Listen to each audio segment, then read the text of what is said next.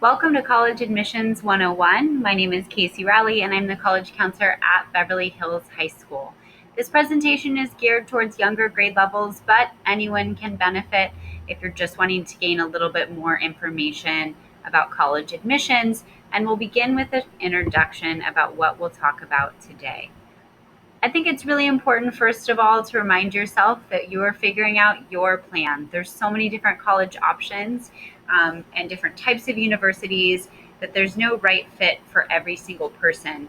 So my biggest recommendation to students throughout high school is not only to get to know yourselves and your likes and your interests, but also start getting to know different types of colleges and universities from big to small. When you graduate high school, this is the first time where you get to choose what you want to do and the type of space you want to learn in. So make sure that you're taking the time to find resources and college options that make sense for you.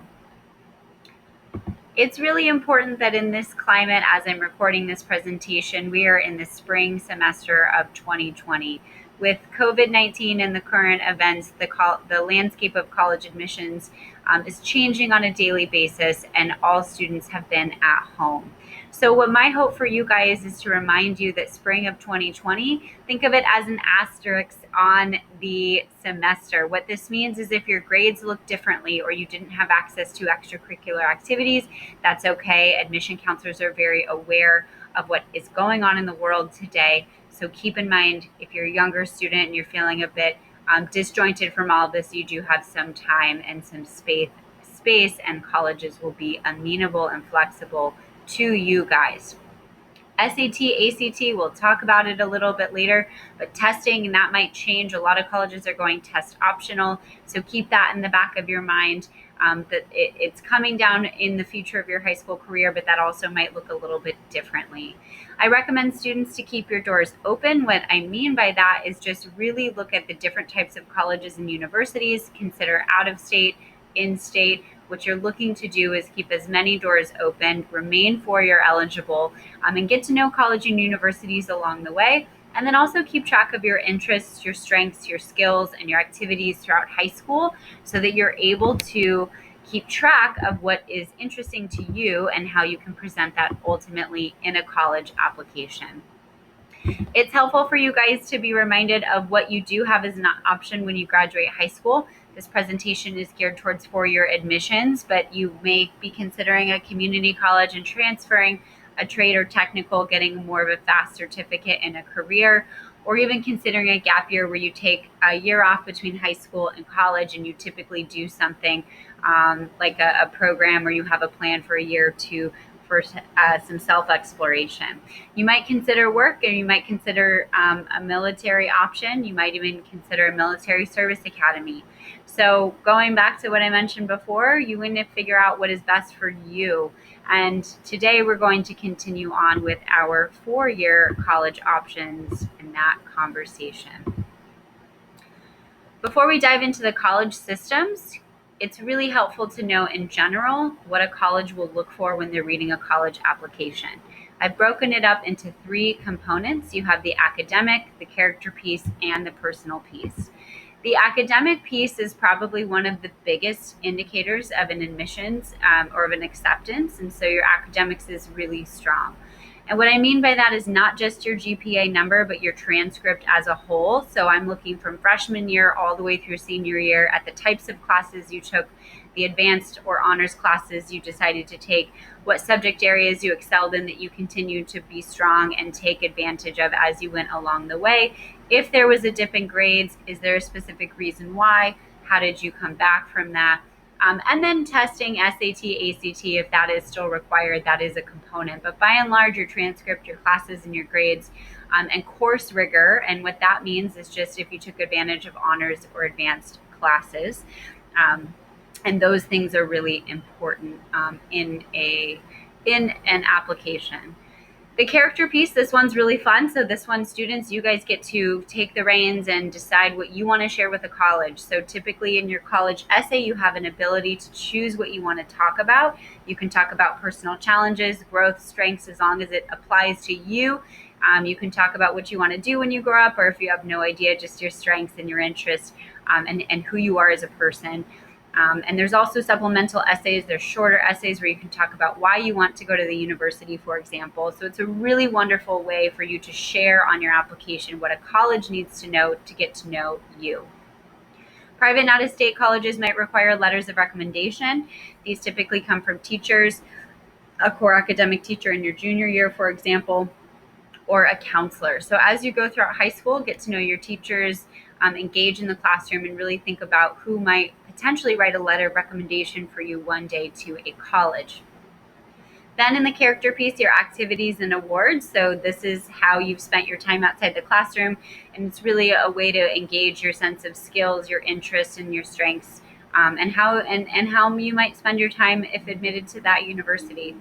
And then there's personal components. So these are things like where you grew up, your family, how many siblings you have, did you have any challenges, any contextual information that a college needs to know, what you did or did not have access to help them make a decision. And if you wrap all that up with a bow, that's called a holistic admission review.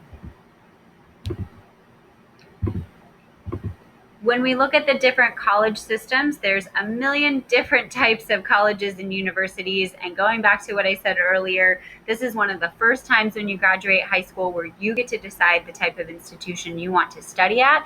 So there's big, small schools. There's discussion-based classroom if that's your learning style. There's liberal arts colleges, which don't just mean you're majoring in the humanities, but it means that it's a very interdisciplinary approach to learning. So you might be a STEM major, but also really take a speech class or a writing class, for example. Schools that have tons of school spirit, sports, all that fun stuff. So really, if you're a younger student in high school, the better you know yourself, the easier it is to make the right choices about your future. So pay attention to the classes you like, why you like them, and the type of student body that you would hope to be a part of as you start researching. The different college options, you have 2 public systems in California. The University of California has 9 undergraduate campuses up and down California. They tend to be larger, more research-based, but each campus does have a bit of a different feel, so definitely go on their website and get to know them. Their admissions are competitive. They are looking at what's called your A through G classes. Those are your core academic classes in high school. If you're earning a C or higher, are you exceeding in those subject areas? Are you taking advanced classes?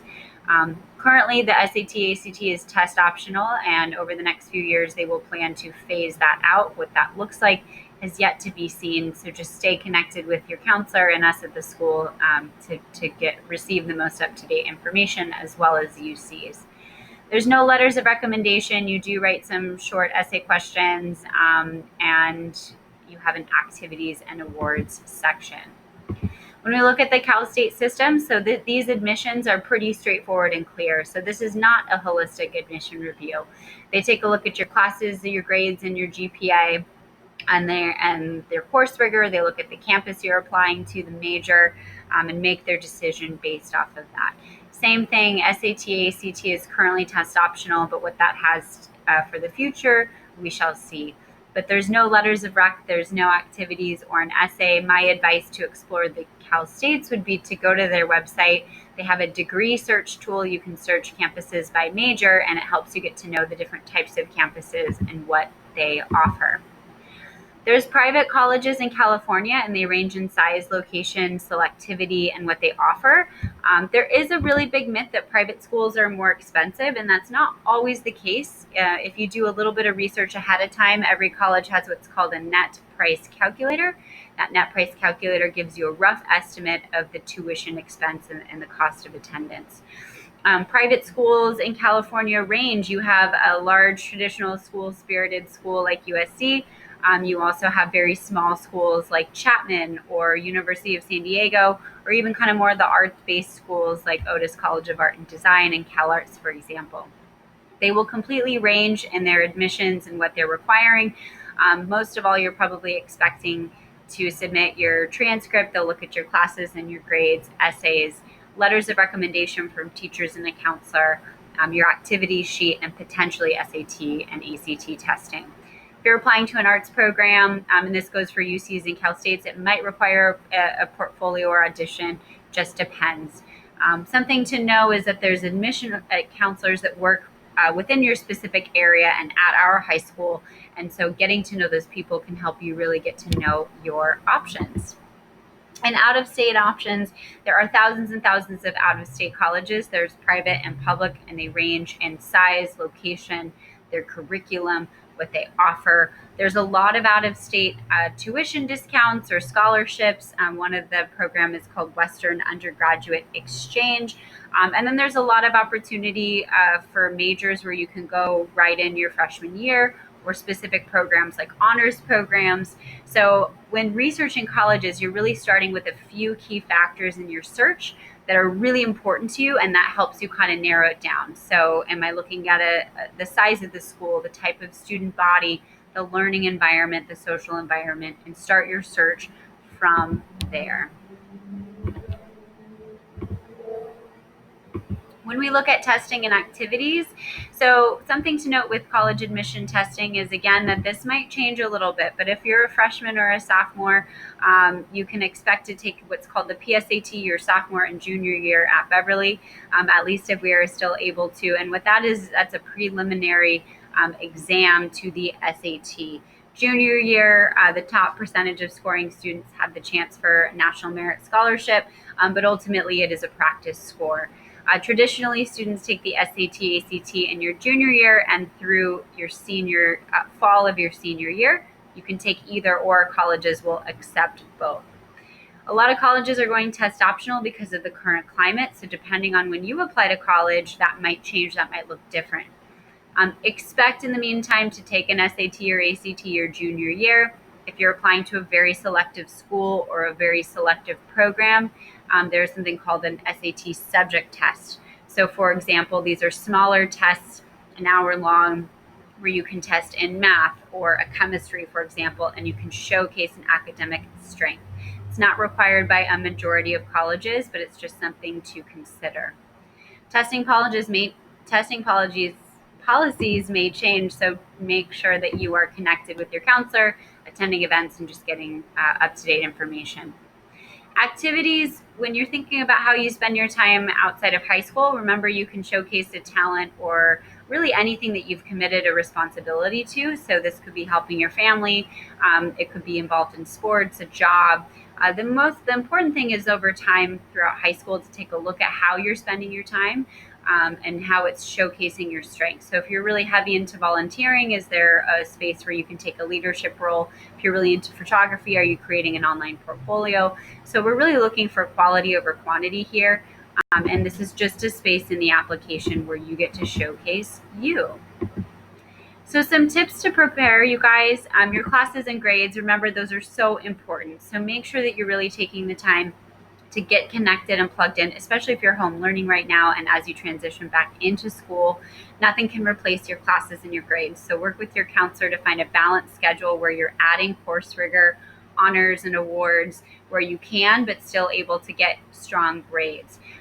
Dive deeper into your strengths and the activities that you love. Again, pay attention to the activities that you're connecting with, that you're liking, and keep track of a resume. And then research colleges. There's so many amazing, wonderful options. And it's really important that you guys take the time to consider a really good fit for you in college, because ultimately your success when you graduate from college is going to be based off of the experiences you had in college. So if you're placed at a school that's really, really great, but not a good fit for you, it's not going to be so awesome. So make sure you're taking care of the research piece. There's online virtual events, college fairs, and things like that. Engage with your teachers. But most of all, everyone, we want to take a big breath, breathe, and don't forget to have fun. The college piece will fall into place. So make sure that you're staying well and taking care of yourself. And of course, if you have any questions, head on over to our Beverly Hills High School College Center website or collegecounselorrowley.com. Thanks so much.